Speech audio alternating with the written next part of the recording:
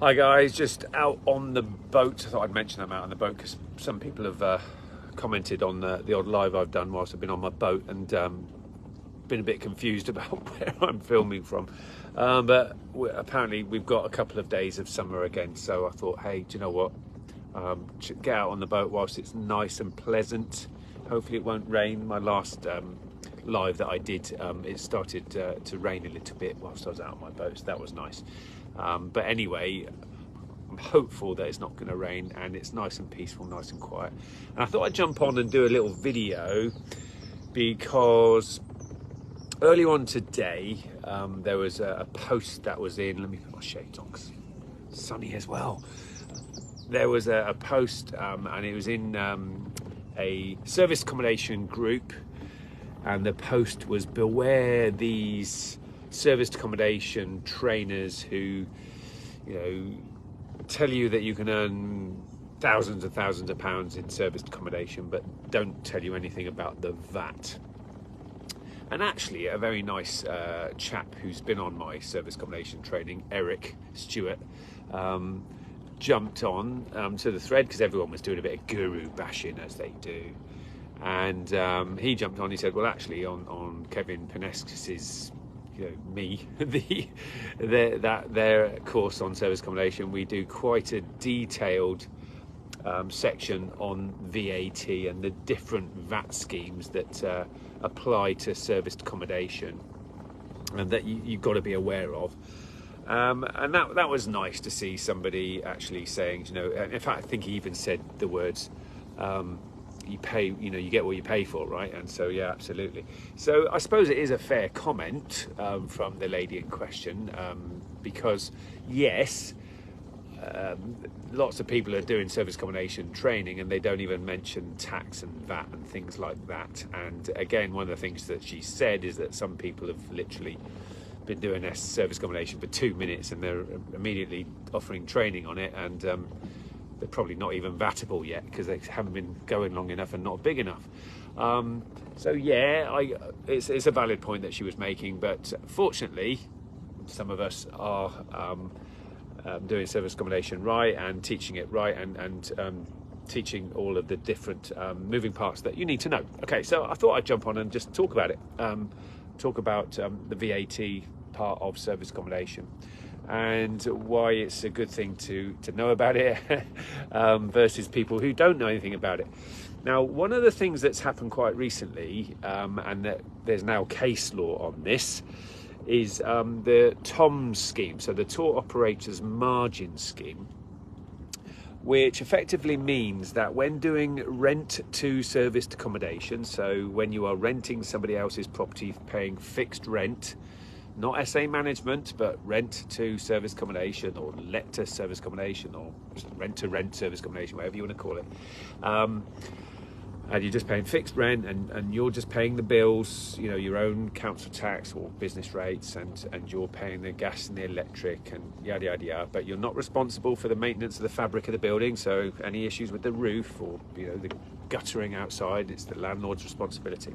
So under that situation, you can be on the Tour Operators Margin Scheme. Now then, that bit of information can literally save you tens of thousands of pounds in tax, in VAT. And the reason is that when you're on the Tour Operators Margin Scheme, it's only actually, your margin or your profit in big handfuls that contributes towards your VAT threshold or your VATable income. And so I'll give you this scenario here. Imagine, okay, in fact, no, I'll back up a bit. So the VAT threshold, 85,000 currently. And so if it is only your margin that contributes towards that threshold, this is the scenario I'll give you. Let's say the turnover on a service accommodation property is £4,000 per calendar month, and ultimately, if you add that up over the course of a year, times 2, so you've got 2 rent to SAs where your turnover is £4,000 per calendar month each property, so £8,000 per calendar month times 12, you're what was it, 90 odd thousand, you've breached the VAT threshold. And if you didn't know that you should be on the TOM scheme, you're going to be paying VAT on your turnover. Okay, so that's an expensive omission in your knowledge. Okay, that's an expensive bit of ignorance right there. Okay, that going on some service accommodation training would obviously help you save a lot of that tax. And if you think about it, doing exactly the same maths, and I'll try and do this off the top of my head. Let's say you got a rent to SA, £1,000 profit or margin. So the turnover total bookings coming in is £4,000, and out of that you're paying out your rent, obviously, your gas and the electric and all of those other bills, your OTA commissions, your booking.com, Airbnb fees. You're also paying your cleaning costs and your laundry costs and all of those things, and you're left with £1,000 profit.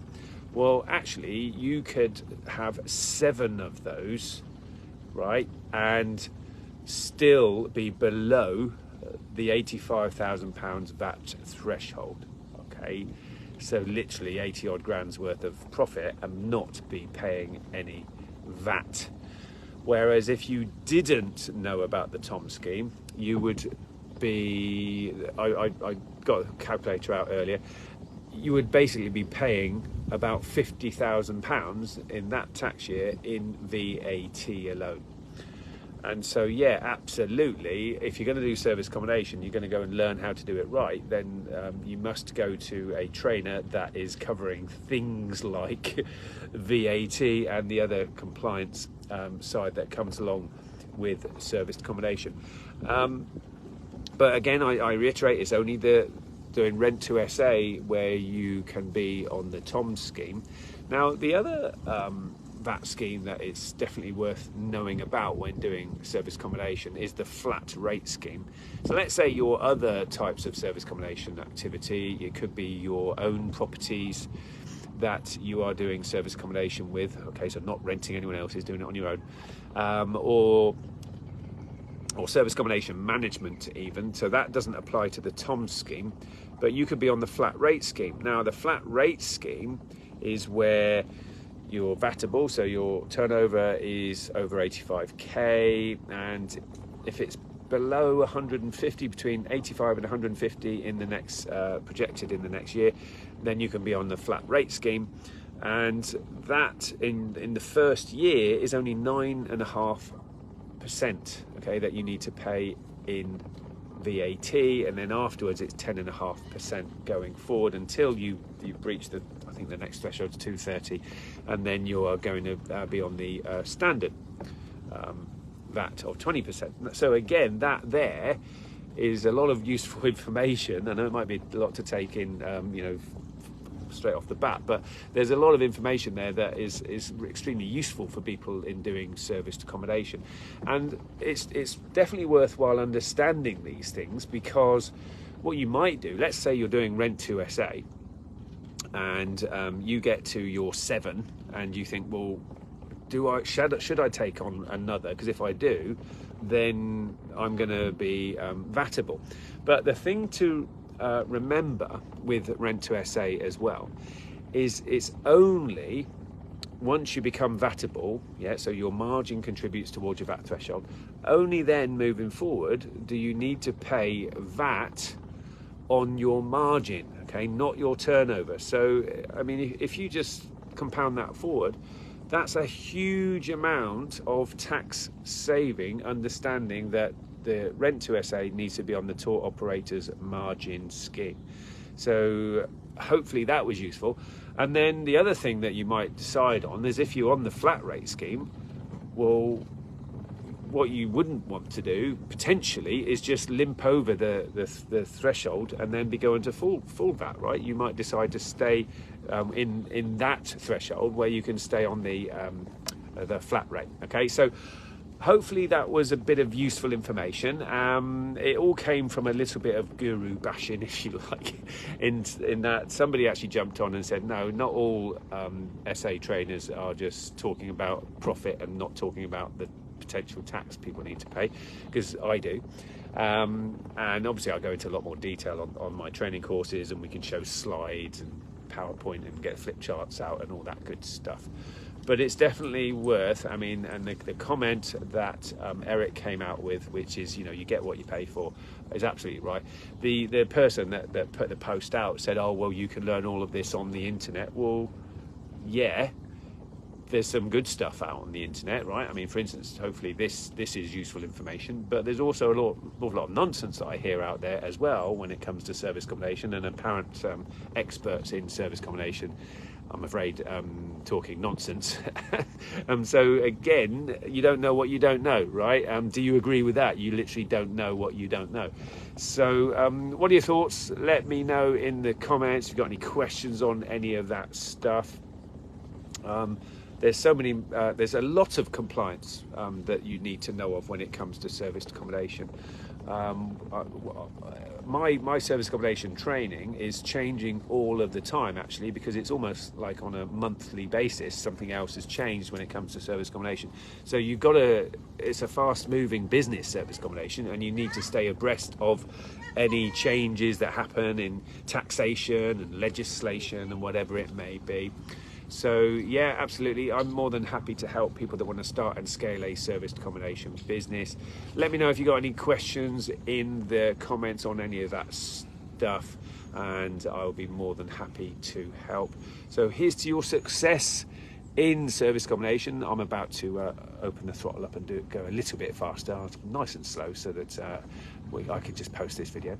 So here's to your success in service accommodation, and remember, from me, the property soldier, remember, your future needs you. Take care. See you soon.